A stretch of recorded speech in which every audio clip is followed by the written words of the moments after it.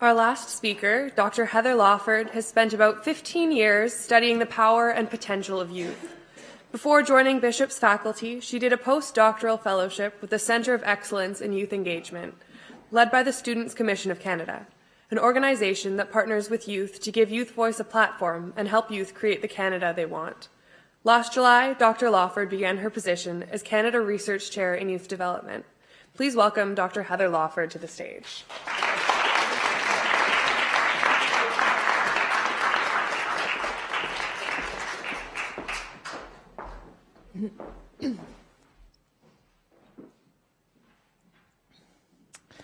In preparing for today, I wrote a number of different speeches to try and tell you why I think youth engagement can make a real and lasting change.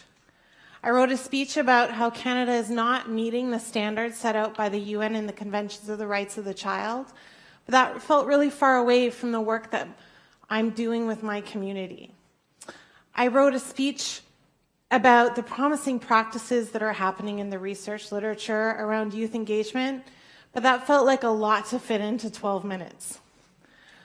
I wrote a speech about the trailblazing youth that we all see in the news who are inspiring us because they are making a change in fighting against gun violence and advocating for the rights for education for girls and arguing for effective climate change policies. But those are not the remarkable youth around me doing work. I even wrote a speech about myself and my own idealistic youth and how I wanted to change the world and the cynicism of my adulthood and how it grew out of so many failed goals. But that just made me feel really sad. So, as it turns out, the lessons that came from all of these speeches were the same. So let me skip to the end and tell you what I've learned from hanging out with youth engagement experts for the last 10 years. For me, the secret to youth engagement in affecting change boils down to 3 words: youth-adult partnership. So for the next 10 minutes, I'd like to tell you a little bit about what youth-adult partnerships are, what I've witnessed in what they can do, and maybe offer some suggestions about how you could incorporate youth-adult partnerships in achieving your goals. Youth-adult partnerships are not a program, they're a practice. It is the infusion of youth voice at all levels. It is the acknowledgement that youth engagement benefits all of us and matters far beyond a youth's personal development. Youth-adult partnerships are co-created from the very beginning, and they happen when both youth and adults share the same goal, the same purpose, and the same value. Now, that is a beautiful idea in theory, but the reality is that youth-adult partnerships can be tricky to practice. And in fact, both youth and adults can pose challenges in achieving youth-adult partnerships. So let me start with youth. We have all experienced the power of youth. And in fact, now I think we collectively can say that we experience the power of youth today in the privilege of listening to the previous speakers.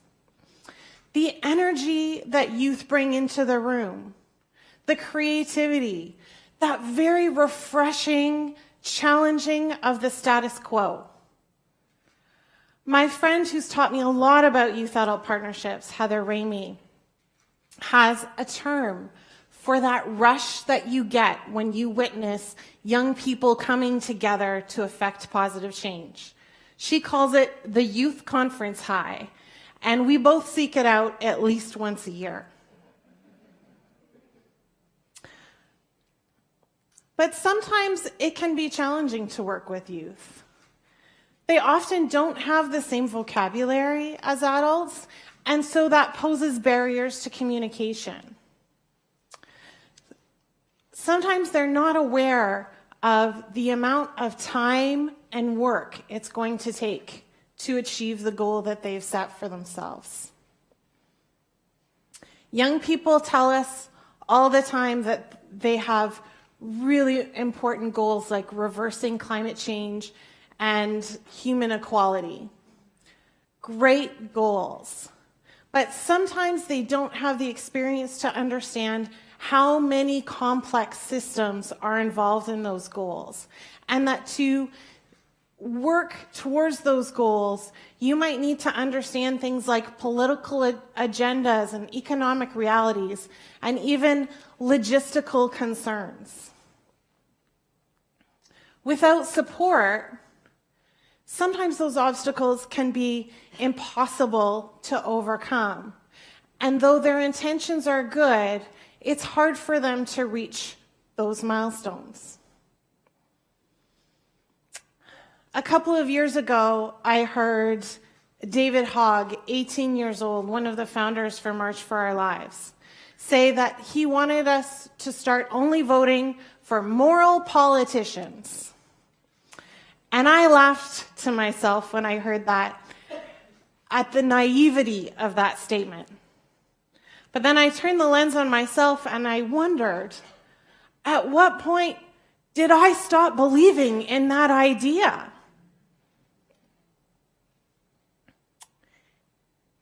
Electing moral politicians at all levels of government is idealistic, but it's also clear.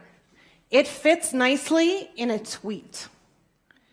And when it comes down to it, that's also what most of us as adults want. Since then, I've started listening to the goals of youth and realizing that they speak with a clarity that many of us as adults have lost. But as adults, we want clean air and clean oceans. We want everyone to feel safe. We want everyone to enjoy the privilege of opportunity. But when we dismiss the clarity of youth, we can sometimes lose our way. A couple of years ago, Maggie McDonnell came to Bishops to speak. Maggie won the World's Best Teacher Award for her work in northern Quebec. She shared her journey with us, and this is what I learned. The youth of Salouet, Quebec certainly have clarity. They want to feel safe. They do not want adults who don't understand their history and their way of life to dictate their reality. They want opportunity to achieve, and they want to stay connected to their roots and to their culture. Maggie heard this, and she partnered with these youth, and together they co-created an agenda to begin a running program. She leveraged her position as an adult, focus on their health, and work on what turned out to be some very impressive athletic achievements. Maggie used the clarity of youth as her touchstone so that she didn't lose track of her purpose. And she understood that she could only be successful in her goals if she was willing to partner with youth who would share their energy, their creativity, and their clarity with her. The work of that partnership in Salouet, Quebec, spread across Nunavut, and it even touched us here in Sherbrooke, Quebec. Let me turn to adults. We have all had the privilege of meeting some pretty remarkable adults. They have lists of impressive accomplishments, and they have titles that open doors that we thought would always be closed, or maybe we didn't even know those doors were there. They're wise and they're articulate, but working with adults can be really difficult. They get tired easily.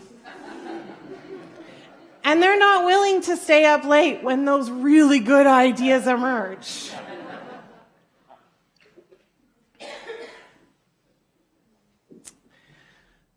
Sometimes their cynicism blocks them from believing that big change is possible. Many adults have stopped making room for informal interactions and making room for unstructured time when creativity can really blossom. And maybe most of all, because we hear this from youth a lot. Adults ask for youth voice. They ask for youth work. They ask for youth opinion. But instead of responding to that voice, collaborating with those youth, they pat themselves on the back, or as my student Emily told me, they check the youth engagement box, and then they go about with their original plan. I've seen a lot of youth turn away from adults for exactly these reasons. But adults have the experience to understand the complexity of the issues that we're facing. And they can work within these complex systems and develop very impressive strategies. So when youth dismiss the complexity of adults, they're denying themselves powerful allies to help them overcome the obstacles that lay ahead. Let me give you an example. A few months ago, I had the wonderful privilege of helping to create a workshop that included about 50 youth from across Canada, most of them under 18, many of them facing economic and other barriers. There were also adults who represented social work, police, psychology, academia, and government. We were there to better understand how we could counter violent extremism in Canada. Over the course of those few days and in the days that followed, a number of the youth from that workshop pitched ideas of programs and events that they thought would help contribute to our goal. And in fact, one of the funders from Public Safety Canada invited those youth to turn those ideas into grant proposals for the Community Resilience Fund that's coming due in a month or so. So what did these youth do? They partnered with the adults from the Students' Commission of Canada, from the Organization in the Prevention of Violence, from the Canadian Practitioners Network in the Prevention of Extremist Violence, because the adults affiliated with these organizations have access to experts, to relevant research. They have experience writing grant proposals. They can support young people in honing their ideas full of creativity and innovation so that those ideas are resilient to the complex obstacles that inevitably lie ahead. Those youth allowed adult complexity to move them forward, not push them down. The programs that are going to be initiated by those youth in partnership with their adult allies are going to be a major contribution in this country's efforts to counter violent extremism. So, how can you incorporate the practice of youth-adult partnership to reach your goals? Well, if you're here as part of the Maple League, I have great news. You're in a really good place. The Maple League is a wonderful context to forge youth-adult partnerships. Youth in the Maple League not only have clarity, they have remarkable drive. They are not just our leaders for tomorrow, they are our leaders today. And let me say that again directly to the young people because I know that a number of my colleagues share this sentiment. You are not just the leaders of tomorrow, you are leaders today. Adults in the Maple League already believe in the power of youth.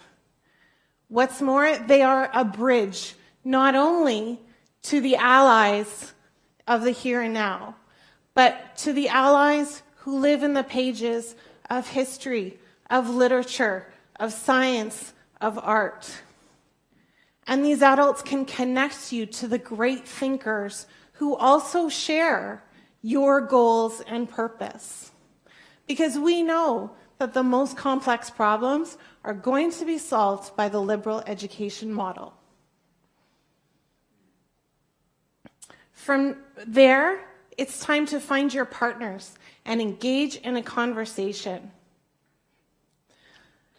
Engage in these conversations and find your partners in your classroom, in school events, in school clubs, even online. Once you've identified your partners, co-create your agenda. A couple of small tips of co-creating an agenda.